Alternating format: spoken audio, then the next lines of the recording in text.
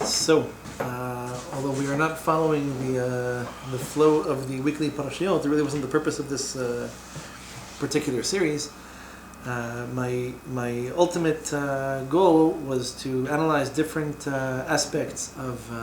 We talk a lot about tzaddikim and tzaddikot and the wonderful miraculous things that they did, and we don't spend enough time studying the different faces of evil, different aspects of evil, how it's manifest in what forms, in what shapes, in what sizes, what varieties, and it's a shame. If you're familiar with it's I would say probably the largest work of the Arizal. He himself didn't do much writing. It was Chaim Vital who wrote it in his name.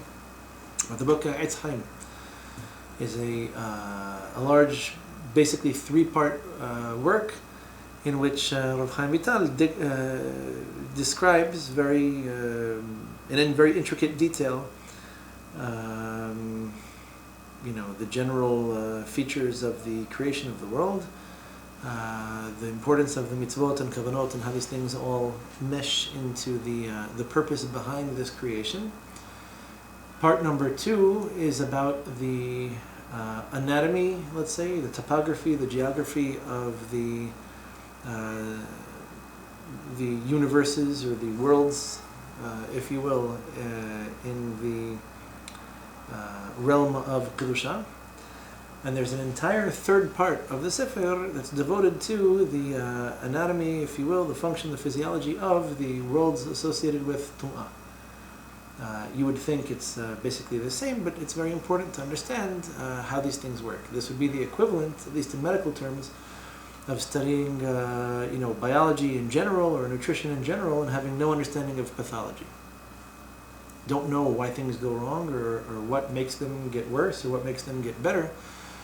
So understanding Tum'ah is no less important, no less crucial to understanding Kedusha than actually studying Kedusha itself. That sounds weird. You would think you want to be holy, so just study holy things and holy people and understand how holiness works. The reality is that holy people spend an awful lot of their time combating unholy concepts, unholy people, unholy items, out of an understanding of how Kedusha is to be achieved and preserved and retained and transmitted. So it's very important. This particular topic, the concept of the Meraglim, is a fascinating one. Why is it a fascinating one? Because it has two very powerful, unique, identifying features to it. One of them is the fact that this is the first time that we're actually dealing with a group. So if we had Nimrod, who was the head of a group, okay, but he was the most important figure. He was the generator of the ideas. He was the one who was behind this whole rebellion against God, against Hashem's interaction in the world. You can kind of understand. Paro was the head of a nation, the head of an empire, but it had a very clear leader. Here we're talking about a group of 10 men who happen to have a common purpose. No one of them is identified as any more important than the other. This is really the first time we find them in like a real mafia, except that there's no godfather to it. Just 10 men who come together and have this negative, evil understanding of what they see in Israel. They come back and they report negativity.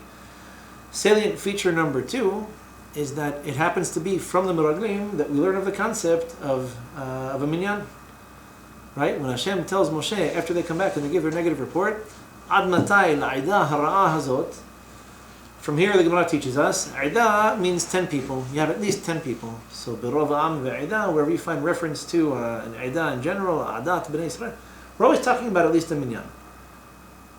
So the very first minyan that appears in the Torah is 10 very evil men who happen to take the entire nation with them. They cost us the quickest and shortest route of entry into Eretz Israel. Because of them, we wasted another 38 and a half years, basically, going in circles, slowly from here to there, from there to there, until ultimately the entire generation died. Yeah. Even the previous Eda, even it's not called Eda, has like a better tent with the 10 brothers of Yosef and Benjamin. 10 brothers of Yosef, right? So when they were the tent without Benjamin. So Benjamin was too small. Yosef himself was the. And when they were themselves without the victim, so to speak, right? So it dovetails very nicely into this concept. Which is rishut in partnerships. So it's one thing to be evil, to represent evil. Okay, so you have your evil Facebook profile and you post evil things. But to be in a group, especially a group of 10, apparently there's this extra significance, this extra koach, this extra power that it has. In fact, if you want to make the comparison a little bit more poignant, to go from Yosef and his 10 brothers, who effectively caused the entire nation to be stuck in Egypt. We spoke about this last week, the week before. So here we're talking about 10 Rashaim in a much larger context, because the nation's already a few million people at this point. And they also caused the nation to spend the next 38 years in exile. So this concept of 10 is a very, very powerful one. One step further, if you really want to push it, we can go back 3 generations before Yosef to Avraham. Interestingly enough, where does Minyan, this concept of Minyan, feature by him? Where do we come? Because of the 10 generations. The 10 tzaddikim. There we go. By Sodom and Amorah. So he starts out and he says maybe there must be 50 tzaddikim. Now, by the way, how many cities is he praying for? 2. He's praying for, okay, most directly featured, there's Sodom and Amorah, Adma, Tzivoim, and Rasha. right, Tzoar or Mitzar, where effectively Hashem grants this request on the part of Lot, who wants this place to be safe. He wants to take refuge over there, so it could be this was supposed to be destroyed anyhow. We're talking about 5 cities. Look at the Midrash. Why does the Midrash explain this? Simple. He begins asking if there are 50 tzaddikim amongst these 5 towns, which means what? 10 Do your math. There must be a minyan in every town, a few thousand, a few tens of thousands, a few hundreds of thousands, so there has to be at least a minyan in every town. So Avraham Avinu, this is clear. What do you mean? There can't be a minyan of people who are half decent in each one of these towns. By the time he's done with his negotiation, so he started optimistically, there was going to be 10 in every town. Where does he end up after the negotiation hits the bargain basement price? He said, the least I can pray for is what? He's hoping for 10, which amounts to 2 from every town, but at least amongst all of them there should be 10. So basically this whole back and forth, and it's funny because it's 50, 45, 40, 30, 20, 10, and then he gives up. So in the beginning he was saying maybe there's a minyan in each one of these towns, or altogether they can come up with 50, but the average would be 10 each town. When he gives up completely, he says, you know what? You can't even find a minyan together, from all of them put together, it's hopeless. I give up, he stops praying, and the Shekhinah goes, dissipates. So what is the unique feature of this concept of 10? So there's a Mishnah in Pirkei Avot that talks about the value of learning Torah. And the Mishnah counts backwards. It starts from 10, and it says that learning Torah as a minyan is a tremendous value. It goes down to 5, we call them agudah. It goes down to 3, then to 2, and then to 1. So it begins with the ideal being 10. In the event that we can't find 10, at very least we have 5. It's called an agudah. It's called a group or a bunch.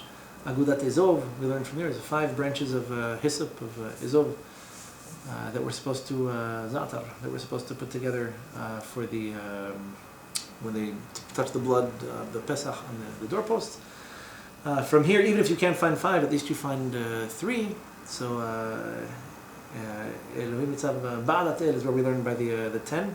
The Shekhinah appears by the 10. B'Qarav Elohim Yishpot, that Elohim means judges if it's not referring to Hashem. And so the Bedin, even though it's 3 is the minimum Bedin, Hashem, the Shekhinah is with them and judges along with them. We learn from here that 3 people already they have an aspect of the Shekhinah with them when they're learning Torah. Even if it's 2, as in it's a famous pasuk that then at the end of time, those who fear Hashem will speak one to the other. So we understand that God-fearing people speaking one to the other already some kind of an accomplishment. Hashem hears and it's recorded and they have a reward for it. And even one person who sits and learns alone, Yishev Badad Veidom Kinatalalo. It's a pasuk in Echa of all places. Let him sit alone and be quiet, and it's taken for him, which the Mishnah learns to imply, like his reward is taken. Hashem considers this a valiant thing. So clearly the more the better. There's something qualitatively different about having 10.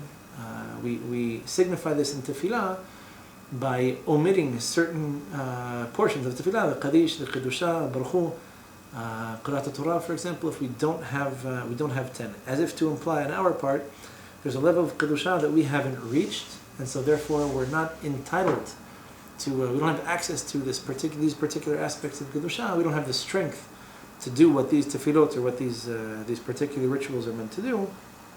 In the event that we're lacking 10, we don't have 10.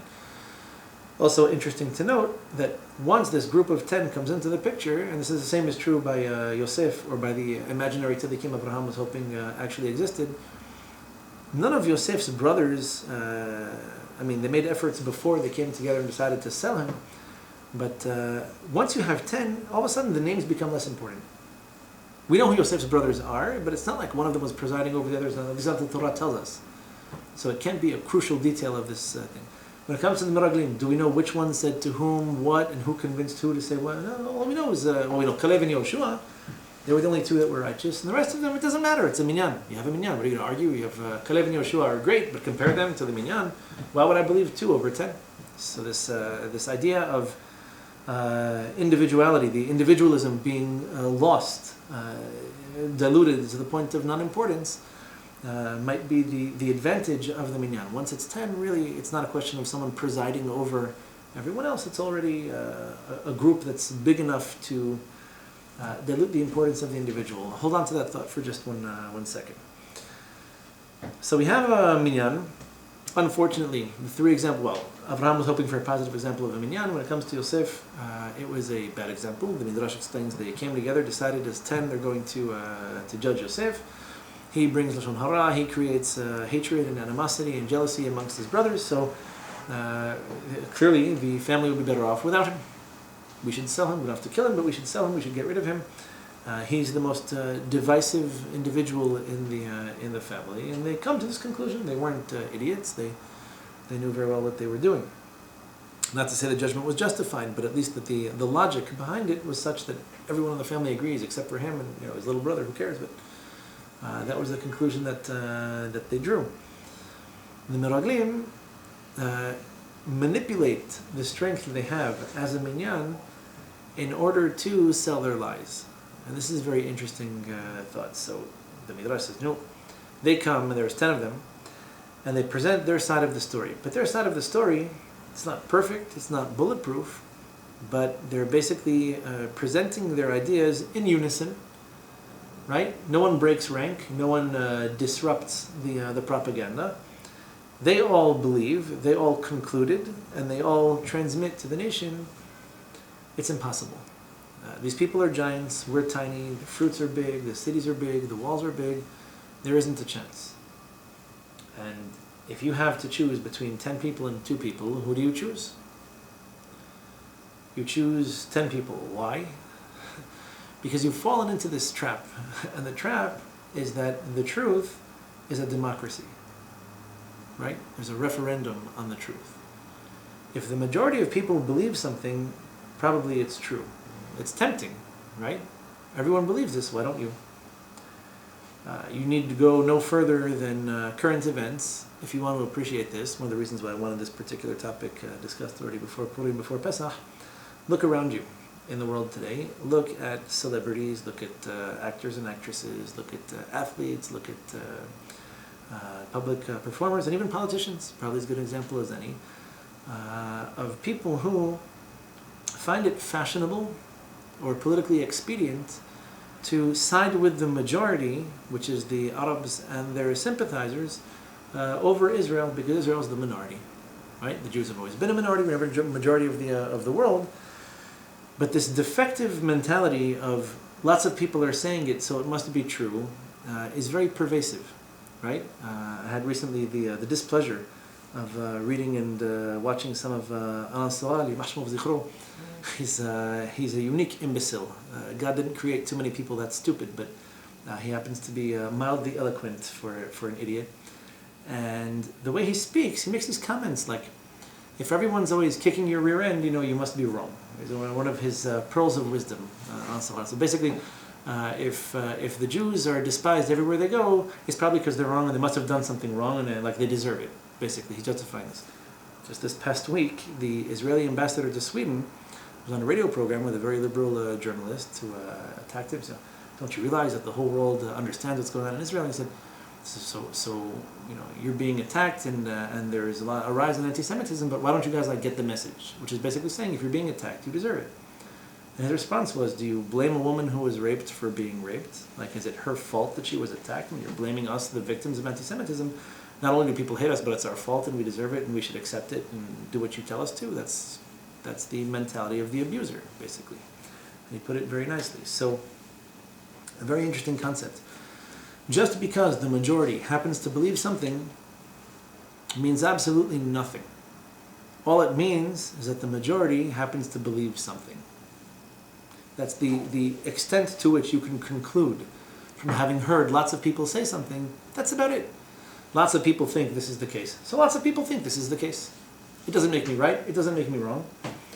The Rambam has one of these beautiful, a golden paragraph in Moreh Nevuchim, the Guide to the Perplexed, which is one of the most powerful paragraphs I've ever read in my life, where he says very famously, the nature of the truth is such that the entire world can believe something and you can believe something else. You might be right, they might be wrong. In other words, it doesn't matter how many people think or how many people believe in this particular concept, this particular idea. Your goal is to analyze the truth. And to analyze the truth, you actually have to be oblivious, almost ignorant of what everybody else thinks about it, in order to be able to form your opinions and draw your own conclusions. Because if all you do is listen to what other people say, so whatever they put in your head is what you're going to retain from it, and you'll make your decisions based on this. And he said, for that matter, don't find any comfort if you happen to be on the same side as the rest of the world, because you can all be wrong. How many people actually achieve the truth? How many people are actually sophisticated enough, or the way I like to put it, how many people have a large enough appetite for the truth that they're not easily appeased with little tidbits of propaganda or of erroneous information? So here's what happened in the story of the Meraglim, and here's why it makes not only perfect sense to study this in general, but to appreciate how the world still functions in much the same way. The nation itself wasn't exactly on a very high spiritual level. Okay? These Meraglim were unfortunately probably the first really good example in the Torah of actual, genuine politicians. This is really politics the way politics have always been. We're told in the very beginning of Parashat Shelach Lecha that they're all Anashim, Roshei Bnei Yisrael Hema, they're all heads of the nation, they're chiefs, they're accomplished people, they're recognized by the nation as people who are wise and who've studied and learned and accomplished, etc. And people put confidence in them. Okay, we don't have too many examples of democracy in Halachic Judaism. I'm just putting that out there. If you do have rare examples of democracy, you know where they appear? In places like the Sanhedrin, right? When there's a group of scholars, when there's a group of people, and even then, could be potentially they made a mistake, the Torah provides for it.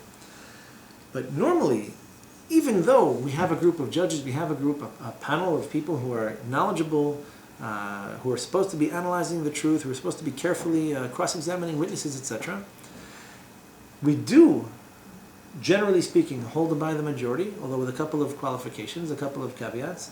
And even then, the Torah provides a process. Look at Parashat Vayikra. We have this concept of a Sanhedrin or of a Nasi, the chief of a tribe, who might have made a mistake.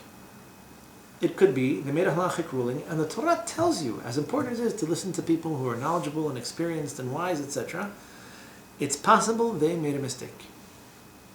And there's a process, there's a procedure for how you atone for having listened to this mistake or having accepted this erroneous judgment. So these people are accomplished, they're well known, people look up to them. Okay? The Zohar explains as follows. The Meraglim were themselves people who had a certain position of prominence in Israel. What were they afraid of when they come into Israel?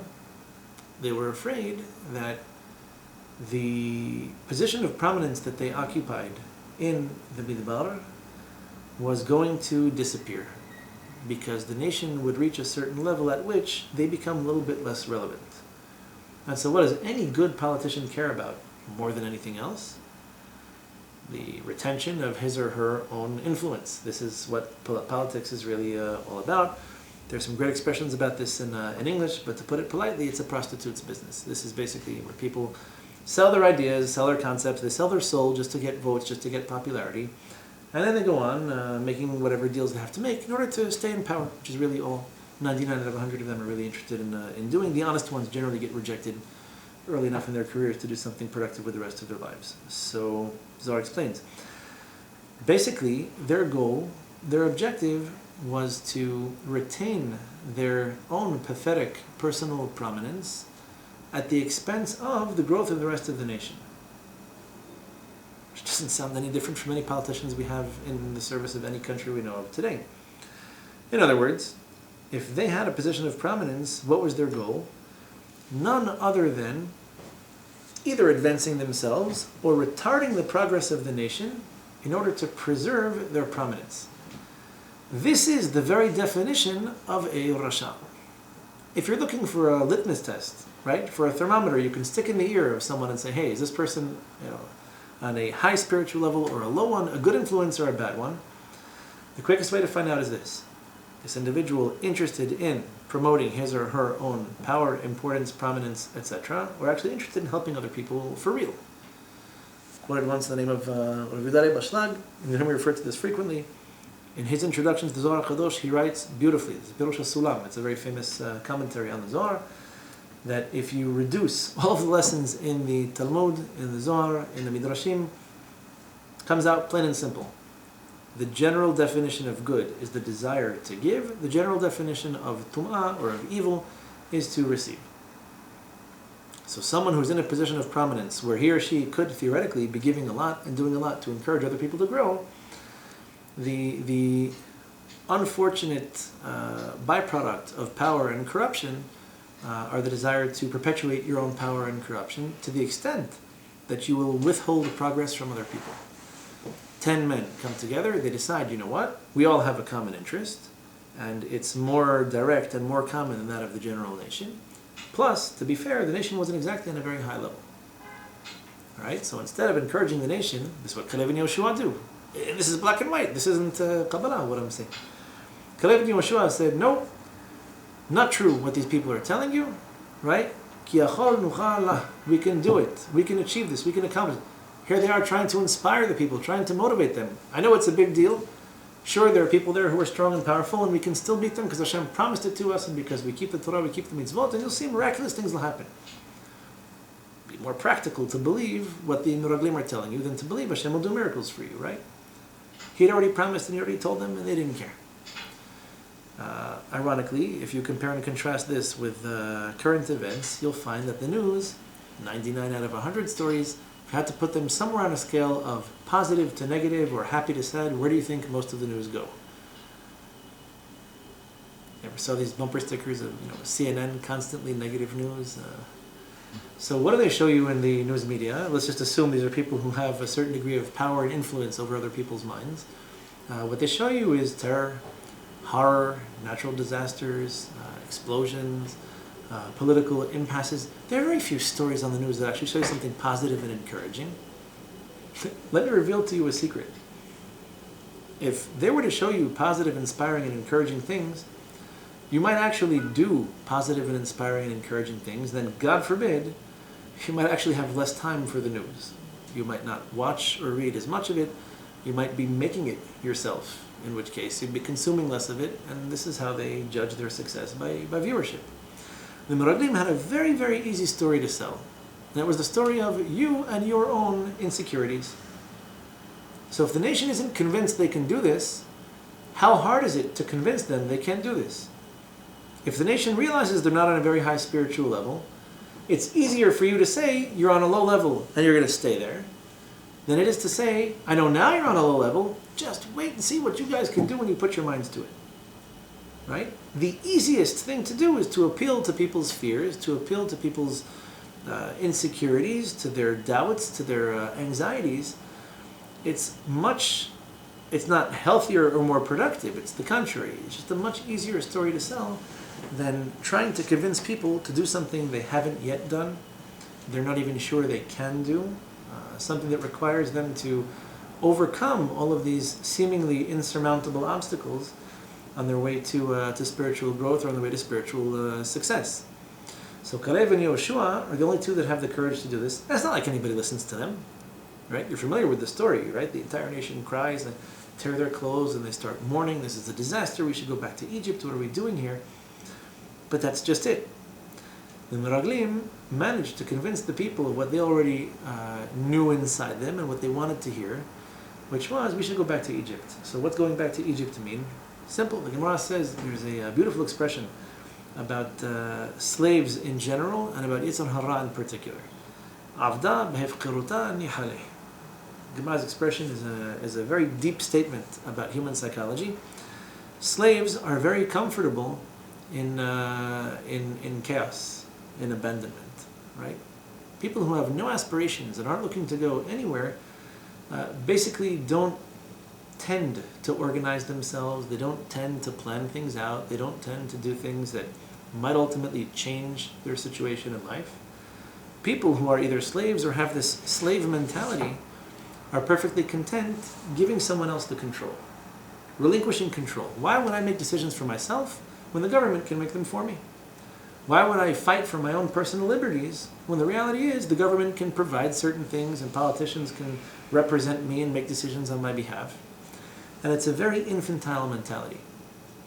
A true adult is someone who cherishes his or her liberty. We're about to celebrate Pesach. Let's not forget the ultimate goal of Pesach is this liberation from this negative childish mentality of I want someone to give me food, I want someone to give me clothing, I want someone to provide for me, to make me secure and happy, etc.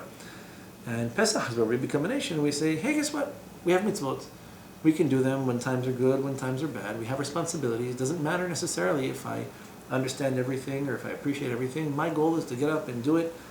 I know a little bit today, I'll know more tomorrow. I'm good at some of these mitzvot, not good at other ones, but that's okay, we'll keep on fighting, we'll get them all at some point. I want to learn, I want to study, I want to grow. And this means stepping outside of the potential comforts, anyway, of slavery.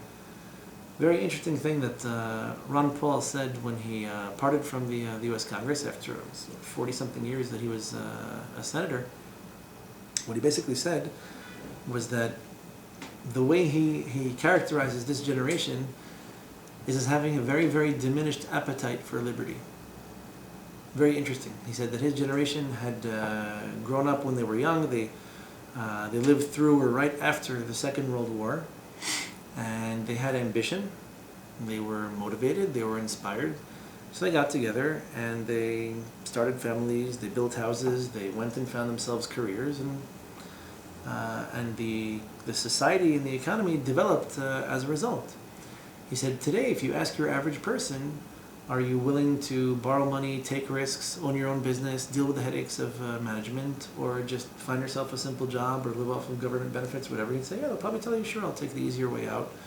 I don't need the anxiety of being the boss. I don't need the challenges of taking risks. I don't need the headaches of managing my own affairs. And he said, this is a very unfortunate step in terms of humanity, but look around you, this is the direction the world is going. If Pesach is the joys and challenges of liberty, and responsibility versus the lack of responsibility in adolescence or in childhood, it says an awful lot about these two different stages of development. We're all born dependent, right? A child comes to Olam Hazeh and needs the help and support, nourishment, and nurturing of his or her parents. And as you grow up, hopefully you grow out of this. So Kalev and Yehoshua, who got it, understood that as a good person of influence, as a good leader of the nation, your success is defined in how less crucial and less important you become, and how more important, more independent, and more self-sufficient you made those around you. Think of a parent, right? What's a successful parent? The parent that still has to financially support and advise and help, their children beyond the age of 30, 40, and 50. A successful parent is someone who raises children who become independent and raise children of their own who hopefully become independent, etc. That's the ultimate goal.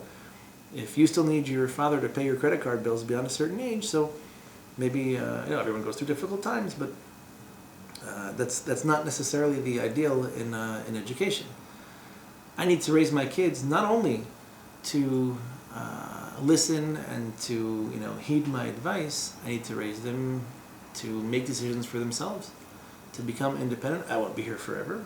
I mean, I'd like to, but I don't think it's going to happen. So my goal, my success, my achievement is basically to help bring as many people as I can to a state of independence, and to inspire them to do the same.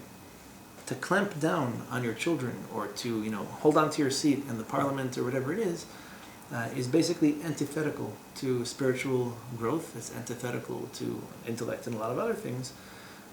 But unfortunately, people don't necessarily perceive it that way. The majority of people, if you give them something for free, will take it. We'll take it. We have a pasuk in Mishnah that says, "Tonei matanot yachya." Those who live long are the ones who refuse gifts, the ones who aren't looking for handouts. They work hard, they enjoy what they earn with their own two hands. If it's a lot, if it's a little, it's okay, because my goal is independence.